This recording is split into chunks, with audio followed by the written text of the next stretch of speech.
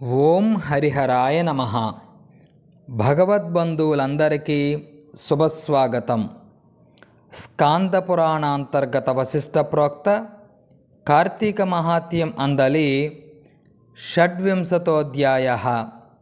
కార్తీక పురాణం 26వ రోజు పారాయణం.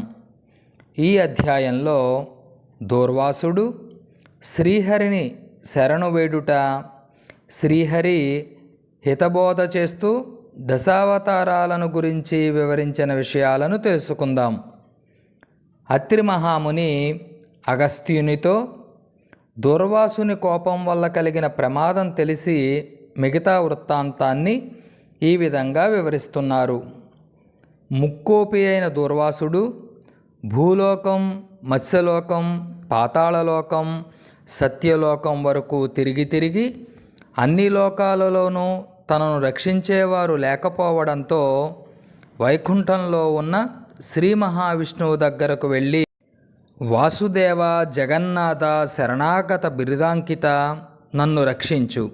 నీ భక్తుడైన అంబరీషుడికి కీడు చేయదలచి నేను బ్రాహ్మణుడై ఉండి కూడా ముక్కోపినై మహాపరాధం చేశాను. నువ్వు బ్రాహ్మణ ప్రియుడవు. బ్రాహ్మణుడైన భృగు మహర్షి నీ హృదయంపై తన్నినా సహించావు. ఆ కాలిగుర్తు నేటికీ నీ వక్షస్థలంపై ఉంది. ప్రశాంతమైన మనసుతో అతనిని రక్షించినట్లే కోపంతో నీ భక్తునికి శాపం ఇచ్చిన నన్ను కూడా రక్షించు. శ్రీహరి నీ చక్రాయుధం నన్ను చంపడానికి వస్తుంది అని దూర్వాసుడు శ్రీమన్నారాయణుడిని అనేక విధాలుగా ప్రార్థించాడు. ఈ విధంగా తన అహంకారాన్ని వదిలి దూర్వాసుడు తనను ప్రార్థించడాన్ని చూసి శ్రీహరి చిరునవ్వు నవ్వి, ఓ దూర్వాస, నీ మాటలు యథార్థాలు. నీ వంటి తపోధనులు నాకు అత్యంత ప్రియులు. నువ్వు బ్రాహ్మణ రూపంలో పుట్టిన రుద్రుడవు. నిన్ను చూసిన వారు 3 లోకాలలో కూడా భయపడకుండా ఉంటారా? నేను త్రికరణముల చేత బ్రాహ్మణులకు కొంచెమైనా హింస కలిగింపను. ప్రతి యుగంలో గో, దేవ, బ్రాహ్మణ సాధుజనులకు సంభవించే ఆపదలను పోగొట్టుటకు ఆయా పరిస్థితులకు తగిన రూపాన్ని ధరిస్తాను. దుష్ట శిక్షణ, శిష్టరక్షణ చేస్తాను. నువ్వు అంబరీషుడిని ఏ కారణంగా శపించావు? నేను శత్రువుకైనా మనోవాక్కాయములందు కూడా హాని తలపెట్టను. ఈ ప్రపంచంలో గల ప్రాణి సమూహమంతా నా రూపాలుగానే భావిస్తాను. అంబరీషుడు ధర్మయుక్తంగా ప్రజాపాలన చేస్తున్నాడు. అటువంటి నా భక్తుడిని నువ్వు అనేక విధాలుగా దూషించావు. నీ ఎడంపాదంతో తన్నావు, శపించావు. అతని ఇంటికి నువ్వు అతిథివై నువ్వు వేళకు వెళ్ళకపోవడంతో 12 ఘడియలు దాటకూడదని వ్రతభంగానికి భయపడి నీ రాకకై ఎదురు చూసి నీటిని మాత్రమే తాగాడు. ఇందులో అతడు ఏ అపరాధం చేయలేదు. చాతుర్వర్ణాల వారికి భోజన నిషిద్ధ రోజున కూడా జలపానము దాహశాంతికి, పవిత్రతకు చేయదగినది కదా. జలపానము చేసినంత మాత్రాన నా భక్తుడిని దూషించి శపించావు.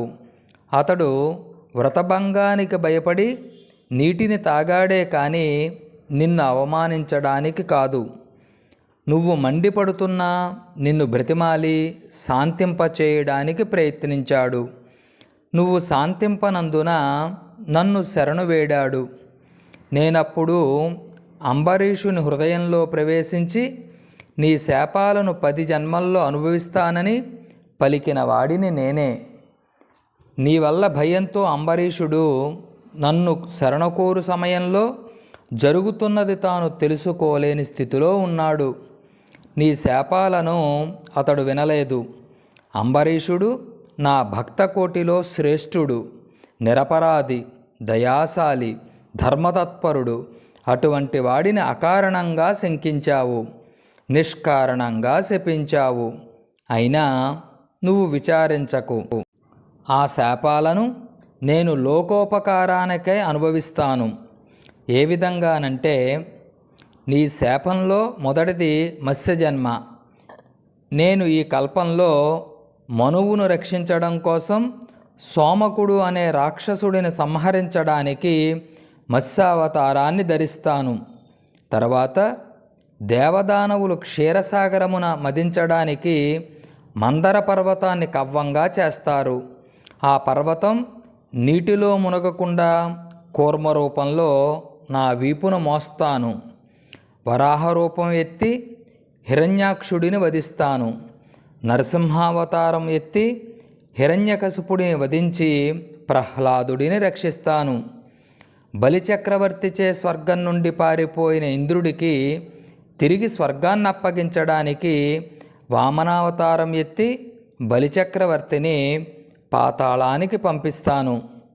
భూభారాన్ని తగ్గించడానికి క్షత్రియులను వధించి బ్రాహ్మణుడినై జన్మిస్తాను. లోకకంటకుడైన రావణుడిని వధించి రఘువంశంలో శ్రీరాముడిగా జన్మిస్తాను. తరువాత యదువంశంలో శ్రీకృష్ణునిగా, కలియుగంలో బుద్ధుడిగా, కలియుగాంతాన విష్ణుచిత్తుడు అనే విప్రుని ఇంట కల్కిగా జన్మించి అశ్వారూఢుడనై పరిభ్రమిస్తూ బ్రహ్మద్వేషుల అందరినీ వధిస్తాను. నువ్వు అంబరీషుడికి ఇచ్చిన ఈ శాపాలను 10 జన్మలను కూడా ఈ విధంగా లోకోపకారానికై నేను జన్మిస్తాను. ఇటువంటి నా దశావతారాలను సదా స్మరించిన వారికి సమస్త పాపాలు హరింపచేసి వైకుంఠ ప్రాప్తి కలిగిస్తాను. ఇది ముమ్మాటికి తథ్యం అని శ్రీహరి దుర్వాసునితో పలికాడు. స్కాంద పురాణాంతర్గత వశిష్ఠ ప్రోక్త కార్తీక మహాత్మ్యం అందలి 26వ కార్తీక పురాణం 26వ రోజు పారాయణం.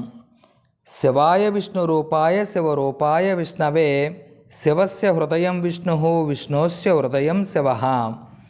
స్వరార్చన డాక్టర్ ఎస్ఆర్ఎస్ కొల్లూరి. ఈ యూట్యూబ్ ఛానల్ని సబ్స్క్రైబ్ చేయండి. తదుపరి ఆధ్యాత్మిక పరిమళాలు గల వీడియోలు మీకు నోటిఫికేషన్గా వస్తాయి. హరిహరార్పణమస్తు. స్వస్తి.